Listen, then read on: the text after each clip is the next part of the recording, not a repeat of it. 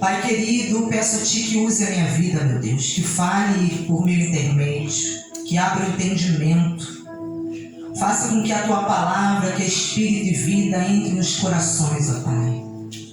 Meu Deus, traga, meu Deus, a edificação, meu Deus, que dá fé, o entendimento, a sabedoria, o poder que está na Sua palavra, Pai.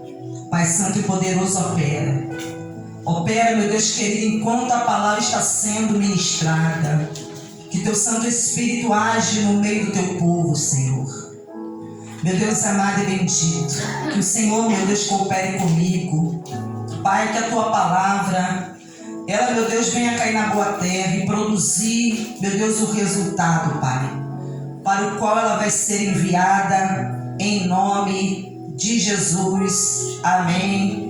Glórias a Deus. Amém? Amém? Então vamos ler aqui no versículo 42 do capítulo 9, que diz assim: E se alguém fizer tropeçar um destes pequeninos que creem em mim, seria melhor para esse que uma grande pedra de moinho fosse pendurada ao seu pescoço e fosse jogada no mar.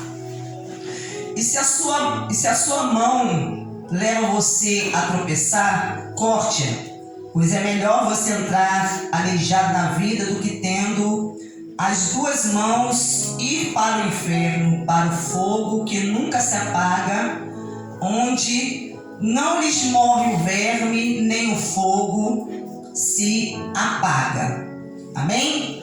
Glórias a Deus. Queridos, nós vemos aqui mais uma vez Jesus instruindo os seus discípulos, ensinando, porque sempre onde Jesus estava presente os discípulos, mas havia ocasiões também que havia uma multidão, outras pessoas também que tinham acesso aos ensinamentos de Jesus. Estava ali tendo a oportunidade de ser ministrado por ele, de aprender. E Jesus, ele traz a nós o ensinamento falando a respeito dos tropeços, dos escândalos. E ele fala que se alguém fizer tropeçar um destes pequeninos que creem em mim. Então Jesus está fazendo referência a qualquer pessoa. Qualquer pessoa que fizer um pequenino, alguém que acredita nele, essa pessoa se colocar como um obstáculo para aquele que crê em Jesus. Porque é isso que significa o tropeço. Ser uma pedra de tropeço é você se colocar como de obstáculo. É você levar alguém a cair. É você ter uma atitude em sua vida, comportamentos que levam as outras pessoas a cair. E nós temos visto isso acontecer com muita frequência. Nós temos observado que o número de tropeços, de escândalos, tem aumentado. E isso de uma forma geral. Porque essa palavra, ela não está apenas destinada aos discípulos, mas a todos. A todos, porque ele fala que se alguém fizer tropeçar um destes pequeninos que crê em mim, seria melhor para esse que uma grande pedra de moinho fosse pendurada ao seu pescoço e fosse jogada no mar. Porque mesmo que a pessoa ela não crê em Deus, ela não siga Jesus, mas como ser humano, cidadão, a pessoa tem o dever de dar bom exemplo para os outros. A pessoa tem o dever de dar bom exemplo. A pessoa pode até não seguir a Cristo, mas ela tem como cidadão de dar um bom exemplo. Os pais dão um bom exemplo aos seus filhos, o marido dá um bom exemplo à esposa, a esposa dá um bom exemplo ao marido. Então, dentro do seu lar, no seu local de trabalho, aonde você trabalha, aonde você mora. Então Jesus está falando que essa pessoa que está se colocando como um tropeço, um obstáculo, está levando alguém que crê nele a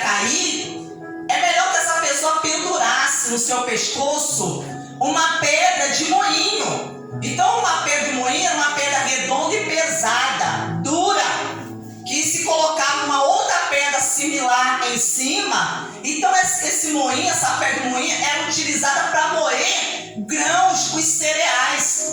Então ela era uma pedra muito pesada. Então Jesus ele está usando aqui, querido, uma linguagem de figura, né? Uma figura de linguagem para mostrar o que? A gravidade. A gravidade do que é alguém levar o outro a cair, tropeçar na sua fé. Porque às vezes a pessoa está caminhando bem, mas às vezes alguém pode se colocar como um empecilho, um obstáculo e levar o outro a cair. Você em algum momento da sua vida, você já tomou um tropeção, com certeza. Eu também já tomei tropeções, né? Em determinado momento, talvez você estava andando na rua ou até dentro da sua casa. Você não percebeu que tinha algo, às vezes, na sua frente, ali você acabou tropeçando. E às vezes, há momentos que a pessoa, ela pode até cair, dependendo do tropeço. Às vezes a pessoa tropeça e cai. E às vezes, para ela se levantar, ela precisa até de ajuda. Ela precisa de ajuda. Então, às vezes, há momentos que a pessoa até tropeça, ela nem chega a cair, mas ela já dá o quê? Uma desequilibrada. O seu corpo físico dá uma desequilibrada. Então, nós vemos aqui que Jesus, ele está trazendo a nós. Porque, querido, o propósito de Deus é que nós venhamos ser a imagem e semelhança de Deus na terra. Que nós venhamos procurar a melhorar a cada dia, a buscar em Deus uma mudança, uma transformação de vida, e não nós nos tornarmos empecilho, obstáculo para a fé dos outros, a fé alheia, porque nós precisamos compreender que nem todo mundo está firme na fé. Nem todo mundo está firme na fé. Às vezes nós pensamos que as pessoas estão firmes, mas elas não estão. E nós começamos às vezes a perceber isso quando chega as aflições, quando vem o tempo de angústia, vem o tempo de perseguição, surgem os problemas, eles se intensificam, se agravam, a pessoa começa a sofrer um ataque espiritual, começa a ter conflitos dentro, da sua família. Então você começa a perceber que a pessoa, às vezes, ela não está firme na sua fé. E às vezes, quando ela começa a observar, às vezes, o que às vezes outras pessoas estão fazendo, aquilo acaba às vezes contribuindo para a sua queda espiritual, o seu declínio espiritual. Então nós vemos isso acontecer. Eu sei que aqui em Mateus, capítulo de número 18, versículo número 7, Jesus também falando sobre os tropeços, ele diz assim, ai do mundo por causa das pedras de tropeço, porque é inevitável que elas existam, mas ai de quem é responsável por elas, filho. Você percebeu a expressão que Jesus usou? Ele falou, ai do mundo. Mas quando ele fala ai do mundo, ele está se referindo às pessoas. Não é somente as pessoas que são de Deus, que o seguem, que são discípulos, que são do povo de Deus. Ele está falando de uma forma geral. De forma geral. Ele está falando, ai do mundo, porque ele está falando que é por causa dos tropeços, porque é inevitável que elas existam, que os tropeços existem. Ela não tem como você evitar que isso aconteça. Isso vai acontecer. Os tropeços, isso vão existir. Os escândalos, eles vão existir. Mas nós precisamos, que nós como pessoas de Deus, nós temos que andar o quê? Na vigilância. A Bíblia fala o quê? Para nós nos conduzirmos com prudência. sermos prudentes como a serpente, simples como a pomba. Então nós sermos cautelosos, porque nós estamos no mundo, mas nós não somos do mundo. Então a pessoa de Deus, o discípulo, aquele que segue a Cristo, ele tem que ter esse entendimento, essa consciência, que ele está no mundo, mas ele, querido, não, ele está, mas ele não faz parte desse mundo. Você está aqui, eu estou aqui, mas nós não fazemos parte desse mundo, porque nós pertencemos a um reino espiritual. Nós estamos aguardando a uma pátria celestial, a qual está preparada e reservada para nós. E nós precisamos compreender que estamos aqui de forma temporária. Como a Bíblia diz que nós somos peregrinos e forasteiros. Estamos aqui apenas de passagem. Apenas de passagem.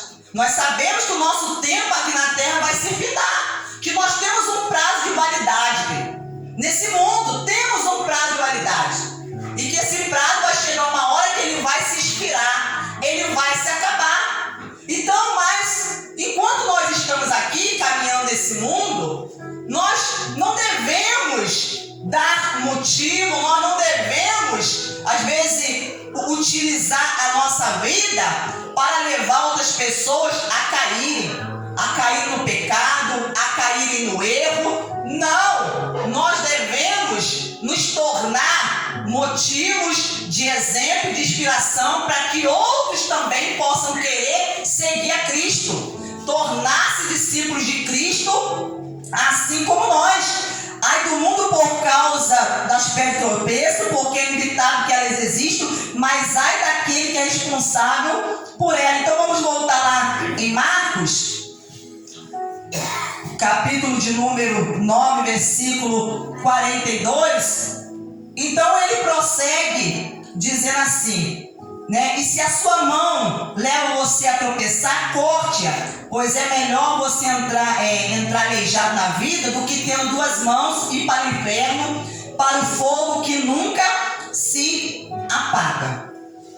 Mas antes de falarmos a respeito do que Jesus ele disse, abra sua Bíblia em 1 Coríntios, capítulo de número 10, versículo de número 23 e 24. 1 Coríntios, capítulo de número 10, versículo 23 e 24. Diz assim, ó: todas as coisas são lícitas, mas nem todas convêm. Todas as coisas são lícitas, mas nem todas edificam, querido. Olha o que Deus está falando. Todas as coisas me são permitidas. Nós em Cristo temos uma liberdade, porque foi para a liberdade que Cristo nos libertou. Ele nos tirou da escravidão do pecado e nos tornou, para nos tornar pessoas livres. Pessoas livres. Mas não é porque eu sou livre que eu tenho que usar dessa liberdade para dar ocasião à minha carne, ao pecado. Porque se eu assim o fizer, o pecado novamente ele volta a me escravizar. Então ele fala que todas as coisas me são lícitas, permitidas, mas nem tudo convém. Então nem tudo convém à pessoa que é de Deus. Nem tudo. Todas as coisas são lícitas, me são permitidas, mas nem todas edificam. Então a Bíblia está sempre me instruindo a fazer, a buscar o que? Aquilo que edifica. Não somente a minha vida, mas a vida das outras pessoas. Sempre buscar a edificação. Então aquilo que não vai nos edificar, nós temos que fazer o quê? Abrir mão. Nós temos que abrir mão. Temos que renunciar. Não podemos nos apegar a essas coisas de modo que isso venha se tornar um obstáculo tanto em nossa vida como na vida das outras pessoas. Ninguém busca o seu próprio interesse, sim o do seu próximo. Então está falando para nós buscarmos o interesse do outro, do próximo. Porque quando a pessoa começa a buscar o seu próprio interesse, o que acontece? Acontece que o egoísmo começa a dominar. O egoísmo, o individualismo começa a nos dominar. E não é esse o propósito de Deus. Então, às vezes, nós podemos fazer coisas que podem induzir as pessoas ao erro. Porque aqui está falando de um alimento, de uma carne que foi sacrificado, oferecido a um ídolo, em idolatria. Era uma prática de idolatria. Então está falando a respeito da pessoa que às vezes pode induzir a consciência do outro a errar. E às vezes a pessoa, ela não tem uma estrutura espiritual, não está firme em sua fé. E aquilo leva a pessoa a cair. Irmão, nós precisamos compreender uma coisa, que o inferno é uma realidade. Porque atualmente parece que as pessoas se esqueceram disso. Parece que as pessoas se esqueceram que o inferno é algo real. A pessoa que mais falou do inferno na Bíblia foi Jesus. Por que Jesus deu tanta ênfase a isso? Porque ele sabe que isso é algo real. Ele sabe que para o homem só existe dois destinos. Então, para evitar que a pessoa vá para o inferno, Jesus, ele dá ênfase, ele ensina a respeito. E ele começa a tratar aqui de coisas que podem sim fazer alguém ir para o inferno, querido. Ele começa a tratar, porque ele sabe a seriedade. Porque muitas pessoas, se elas levassem a sério o que Jesus está ensinando a respeito do inferno, a pessoa, querido, ela não estaria, às vezes, como ela está espiritualmente. Ela não estaria se tornando, às vezes, uma pedra de tropeço, um obstáculo para a vida de outras pessoas. A pessoa buscaria uma vida de santificação com Deus, de se consertar com Deus, se ela levasse a sério. Mas muitas pessoas levam isso na brincadeira, como se isso fosse uma ficção, uma história contada e inventada por pregadores e pastores.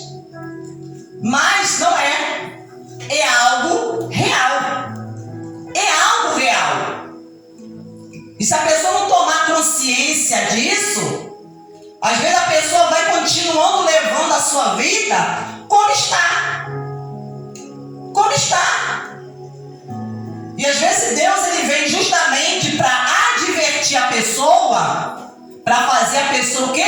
Mudar o curso da sua vida. Ela mudar o seu trajeto, ela mudar o curso da sua vida. Porque às vezes a pessoa está caminhando justamente em direção a esse lugar chamado inferno. Mas, quando a Bíblia fala, quando alguém se converte, ela faz o quê? Ela muda o curso, o seu percurso, o seu caminho, ela muda. Ela estava caminhando para a perdição eterna, e ao mudar o curso da sua vida, ela começa agora a caminhar em direção ao céu, à vida eterna. Então esse é o propósito. A coisa, irmão, é tão séria que nos dias atuais há pessoas que o diabo tem usado para tentar impedir de todos os meios, de todas as formas, de que se fale sobre isso, de que se pregue sobre a realidade do inferno. E muitas pessoas que pregam sobre isso, até mesmo em redes sociais, estão sendo perseguidos, estão sendo atacados. Porque se você falar para alguém, a pessoa que está no caminho errado, a pessoa que está vivendo um pecado, que se ela, querido, não mudar o seu trajeto, o seu percurso, que ela, o destino dela vai ser ser esse local, querida, a pessoa, se ela falar, ela começa a ser perseguida, ela começa a ser atacada, porque estão de todas as formas tentando o quê? Amordaçar e impedir a pregação do Evangelho. E como se isso não bastasse, há pessoas que querem não somente impedir, mas até mesmo tirar das Escrituras essas declarações, essas palavras que falam sobre isso, que falam sobre determinados tipos de pecados e de práticas, porque querem de todos os meios impedir as pessoas de ouvir, porque a fé, diz a Escritura, que ela vem por ouvir pela palavra de Deus. Não existe outra forma da pessoa ter fé senão ouvindo a palavra de Deus. E o que vai libertar a pessoa é o conhecimento da verdade. Porque o conhecimento ele é libertador. A pessoa pode estar escravizada, seja qual o mal, o pecado que for, mas quando ela ouve a verdade, ela crê nessa verdade, ela toma essa verdade para si, essa verdade a liberta. Então ele fala, se a sua mão leva você a tropeçar, corte-a. Jesus não está aqui, querido, dizendo, algo que às vezes a pessoa pode compreender, isso aqui no sentido literal. Não é no sentido literal, não é para a pessoa pegar e ir lá cortar a sua mão, no sentido literal. Mas ele está falando no sentido figurado. É isso que ele está dizendo. Porque a pessoa utiliza às vezes a sua mão, às vezes para fazer algo que desagrada a Deus. Ela utiliza suas mãos para fazer algo que Deus reprova, que não agrada a Deus, que faz ela pecar.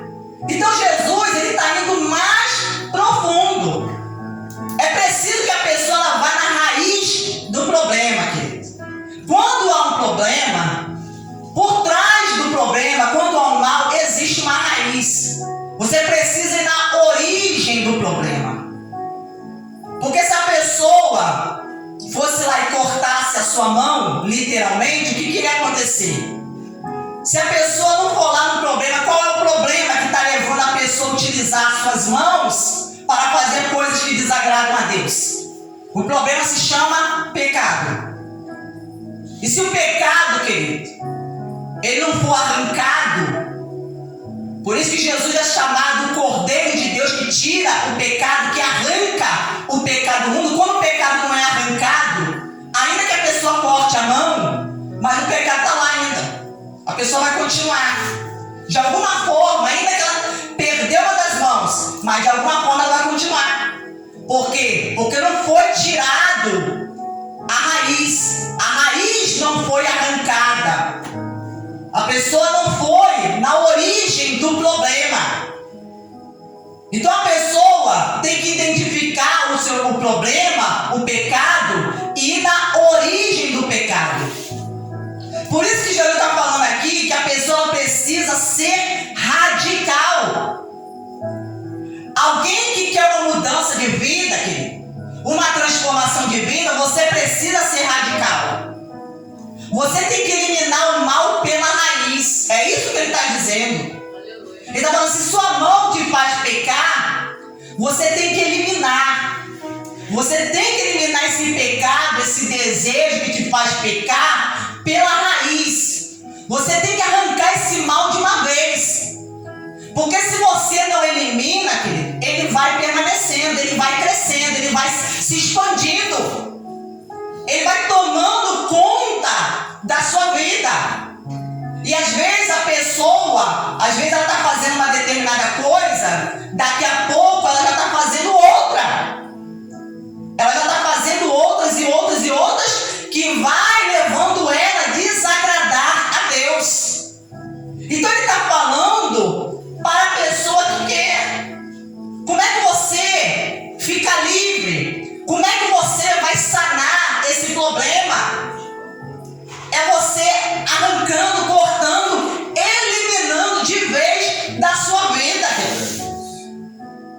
Se você não eliminar, ele vai crescer.